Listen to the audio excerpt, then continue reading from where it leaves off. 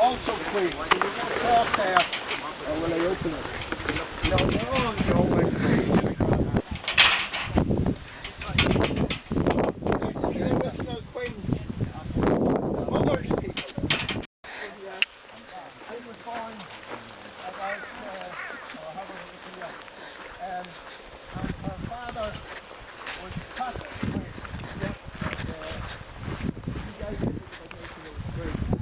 Now, here's your, it's totally overgrown. This is the laneway here. Yeah. But you can't go the laneway, obviously. Well, I suppose you can. If you want to retrace her footsteps, this is your chance. Yeah. At least you might have shelter here. Now, this was the laneway, and even in my time, this was a very grand house, and the big trees and all. They were reasonably wealthy because they had quite a lot of land. Okay. And this is the garden. So, obviously the situation has deteriorated. Oh wow. This is the trap house. What is it? The trap. It was for a trap, you know, a horse. Okay. And it was there, the wheels of it still. Okay. And I would bet money that that's the trap that your great grandmother went to when she was going to America. Wow. See the two wheels there? Wow. That's all that's left. Good. Yeah. Yeah. That's all that's left of it. You got that? Thing? I do. This is the house. Oh wow.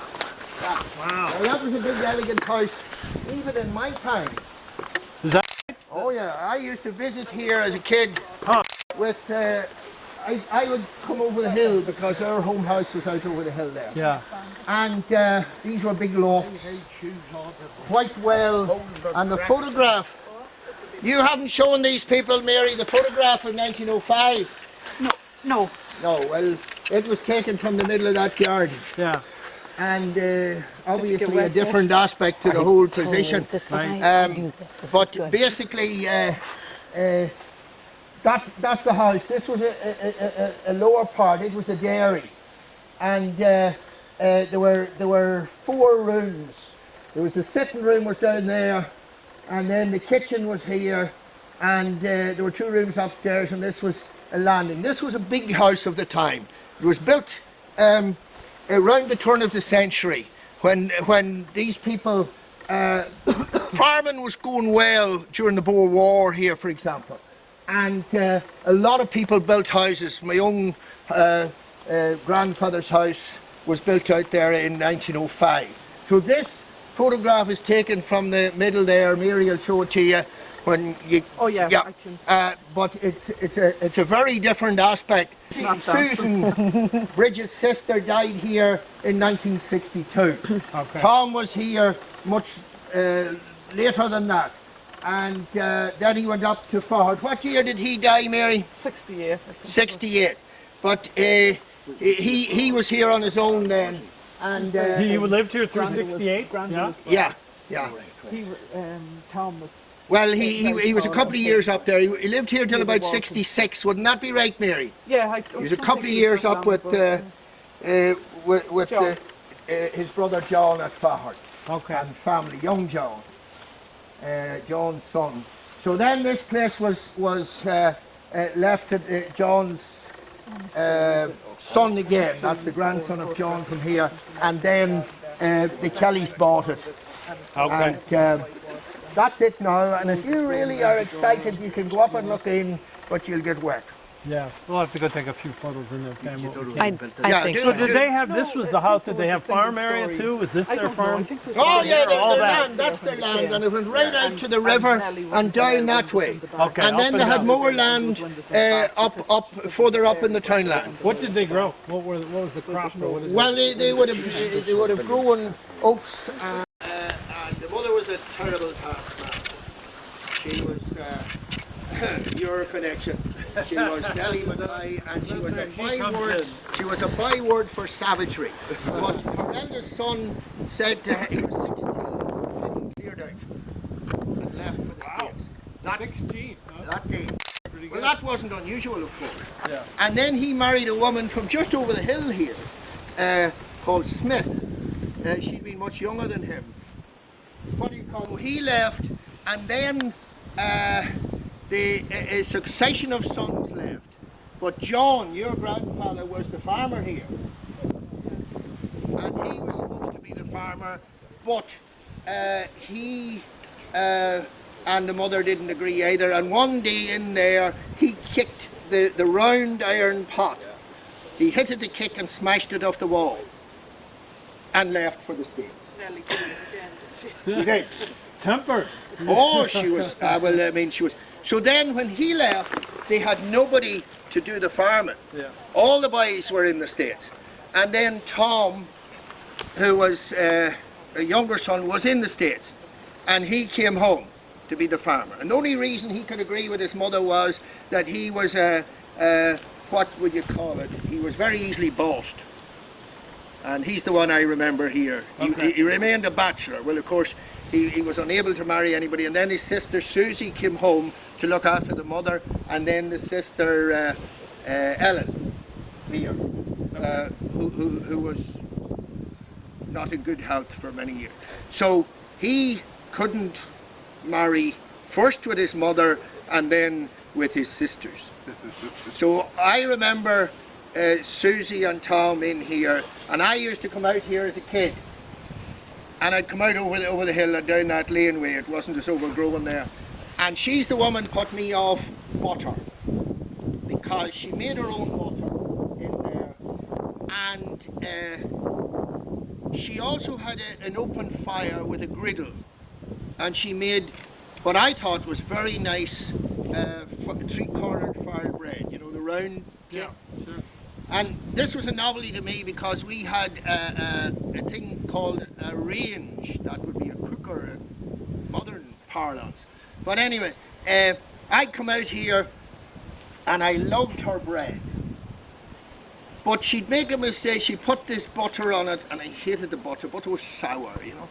So I'd make an excuse and I'd head out that way, and I remember scraping off the butter with a sharp stone, and I'd eat the bread. Then there were little black lumps in the bread, but I didn't pass too much remarks. But this was a joke with our people. My father, I can imagine, but my mother, who was all kinds of idea of cleanliness, but they all laughed. You see, she had the flour in a bin in there, in that room, and I remember it well, lifted up the lid, and it wasn't totally vermin-proof, you understand. And she would be sieving the flour, but the light wasn't good. All they ever had in there was a single burner oil lamp. You know, none of you would remember that, but a single burner oil lamp on the wall. And of course, I can't look at a three-cornered file of white bread now without thinking mouse. Yeah. But that's what happened to me. And if you saw a kid now eating bread with mouse droppings in it, it was a joke. And Susie said, well, all the servants, they had various servants, Peter Gallagher being one of them, they all would rather baker's bread. See, they were a bit sharper than me. So it was in my time, the house would have been, you know, very run down in the sense that, you know, it was cold, and she was stooped down. She had rheumatoid arthritis. You don't remember her at all. I can remember just vaguely, but I think she hurt her back nursing one of the sisters. She would have done that too, but she Imagine had, how drafty she had, the house would be. and he hurt his back, Tom, and he was on a stick, and he had sciatica, you know, down on the leg all the time, and she was stooped down, and she'd be going through here feeding hens, and she'd have two buckets. She was stooped down like that, and she could look up at you just like that. But when she came to the table, she could straighten up. That's the only time she could straighten up. But she told me that she worked in a sweatshop in Chicago, and that it was so hot at some kind of machines, you know, a sewing factory obviously, and there was a ring of sweat round her on the ground, she said, from the, you know, from the heat and the horror of the place. So basically, they lived here in bad circumstances, you know, and they weren't that poor because they had quite a lot of land. Yeah. But she was wanting him to work, Tom. Now he'd get out over the hill, you see, and she wasn't able to come out to inspect him, so he'd be sitting in our house all my youth. He was lazy, you see. Which the rest of the family actually weren't. He went out on the family of being lazy. You could only afford one lazy person in the house. Yeah, well, yeah. Well, what happened was that he was the worst prospect to be a farmer. His only qualifications were that he could get on with his mother. That's about the level of it. But he would come out, and they had no radio. He never had a radio. Of course, they had no electricity. And he would come out to our house, and he'd have to hear the news on the radio. So when the news was over, he'd say, "Choke 'em, turn 'em off." He wanted to talk then. So he always went to mass with my father, you know, from over at the corner where you had Carson Park. He would walk over there until he left. And my grandmother and old Mrs. Quinn here, Nellie Mackay, were first cousins. But I think they didn't get on terribly well. That was the impression I got. My father and Tom Quinn got on very well. They were. He was always visiting in our house nearly every day because he'd be hiding my sister making him work. And your house is up here? I just on out the lane there and all over the hill. Over the hill. And you see, when I walked out there was only a field between them because their land adjoined. Both families, until after the rebellion of 1798, were further up in the townland. And I have land still up there, and Tom Quinn sold his land up there before he died. Okay. So then they got the tenancy of this farm and the next one. Now, the reason was that the guy was there, my home place out there was a fortified house of the 1609 plantation. And it was occupied in the 1790s by a guy called Robert Livingston. That was the next townland to us was planted with Scots planters, just up at the top of the hill there. And this was the outpost of it, the fortified house. Some of the fortifications are still there around our house. And then what happened was he was last seen going across this mountain on a white horse and the yeomanry after him. He took the side of the rebels in 1798, the anti-British side. Yeah. He was United Irishman. And therefore the tenancy was vacant here. And the Quinn family and our people moved into that one, and they built this one. Okay. So they both got pieces of land, but between them, just over that ditch, there was a strip of land, and the tenant was a man called Murray. He, in the 1830s, left, and my father said built a fire of stones. That was, you put a pile of stones gathered from the land, and each stone you put on, you cursed it. And he was there in 1821, but he wasn't there in the 1830s. And the result was that our people got 2 of the fields, and the Quinns got the other 2. And old Tom Quinn said only his father wasn't born at the time. That would be the 1830s, because he died at 73, I think, in 1903. By the 1830 mark, they would have had the 4 fields. But anyway, we have 2 and they had 2.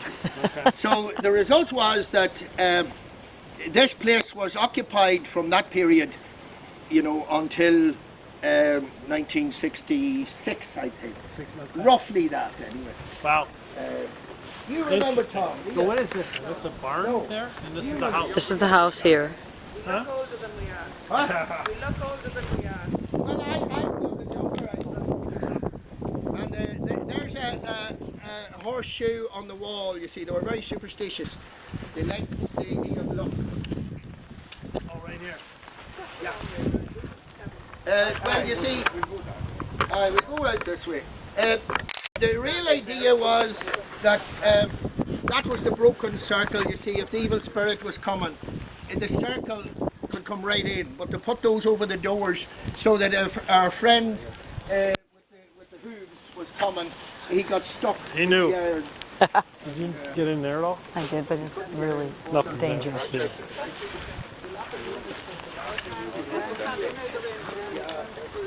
I'm okay. We'll take a video. This building here fell. That building fell. This is about to. So that's why is it fenced off.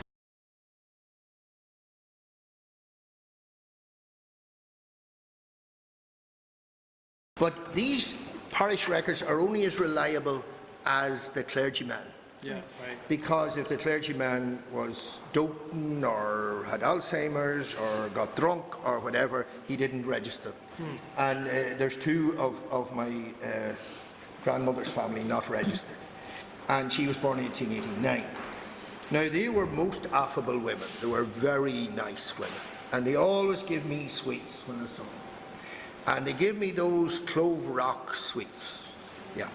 And they were very affable towards children. You know, they were very nice people. Now, they had a brother called John, who's not in the census. He was known as John the Jockey. He was a notorious drinker, and he was a horse dealer. He has gone into the folklore of the older people as a wild man. Now, my Quinns, these crowd here, this guy, John Barney, said he'd be 11 pence halfpenny into his last shilling with drink when he died, but he actually managed, I think, 13 or 14 pence. He ended up, he was a notorious drinker. This guy, Peter, him and his brother, Barney, who's here, where is he, Bernard, there's him there. These two guys were in Liverpool, and they beat up the District Inspector of Police for Liverpool and threw him in the Mersey River.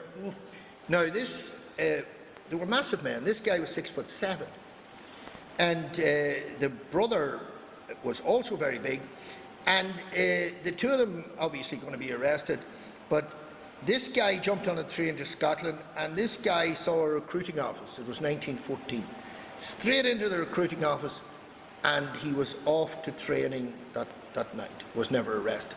He went through the First World War and got at the Battle of Loos in 1916. He at a place called Chalk Pit Wood, where Rudyard Kipling's son was killed. Same engagement. You know of Rudyard Kipling. And Kipling's son, John Kipling, was killed the same day in September 1915, Battle of Loos. And he went through the war, and the Germans somehow managed to miss him, and I'm 6'7". But he came home to his mother, Annie Grant, who lived in the Quinn house, the first one I showed you. And she said, well, you're very welcome, but I won't have your clothes. He had uniforms, so she wouldn't allow him into the house. She was a savage woman too. She was my father's grandmother, and he said he was never as delighted to see anyone dying as his grandmother. She was a savage. Anyway, this guy came home then and proceeded to drink himself to death. I still have his German razor. That was all that left. This one, Bridget, she went to New Zealand, and so did this one. These were the only two who didn't drink. The rest, solid drinkers. No, yeah. The Quinns of Carricknagallia, all elements of them were serious drinkers. And it's right down to the present, because the secretary here, his wife is one of them. She's Philomena Quinn. So, and her father was a serious drinker, Lachlan Quinn. The name comes up several times. And no. And mostly the women, especially in my mother's family, they doctored their age downwards. And they did the same in the States. Yeah, I believe it. My mother's aunt in Cook County, Chicago, always pulled herself back. And then she told my uncle when he went out there in 1929 that nobody knew their age in Ireland. So that's the kind of... But here he is here, Peter Quinn, butcher.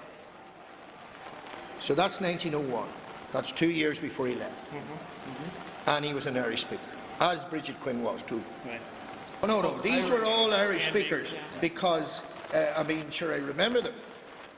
Tom and Susie all spoke. Your grandfather was an Irish speaker. Even though by the time I came along, they didn't use it much. That didn't mean they weren't. That they couldn't, yeah. But Tom always talked to me in a mixture of Irish, English and Elizabethan English.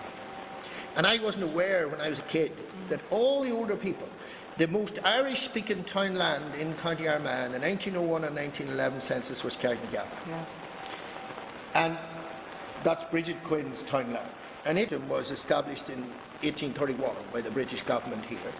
And the whole idea was education through English. So the children had a little stick round their neck on a string called a tally rod. And if they spoke a word of Irish, there was a nick put in the stick. They were beaten, and the parents were encouraged to beat them when they went home. Oh, wow.